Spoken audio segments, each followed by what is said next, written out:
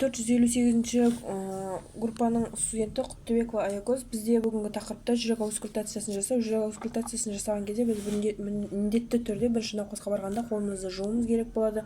Одан кейін барып біз науқасқа өзімізді таныстырамыз және осы процедураның барысын науқасқа түсіндіруіміз керек болады, таныстырамыз және науқастың рұқсатын алуымыз керек болады.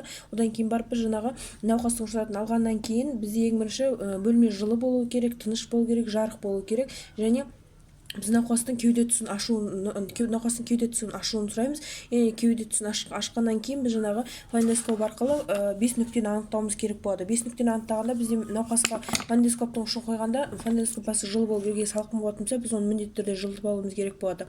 Одан кейін 5 нүктені анықтау, яғни 5 нүктені анықтаған кезде бізде бірінші нүкте ол бізде митральдық қақпақшаны анықтаймыз. Яғни митральдық қақпақшада жүректің ұшын тауып аламыз, яғни пальпациялау арқылы жүректің ұшын 5-ші қабырға аралықта болған орта сызығымен 1 сантиметр ішке қаратай бізде жүректің ұшы орналасқан. Ол жерден біз митральдық қақпақшаны табуымызға болады.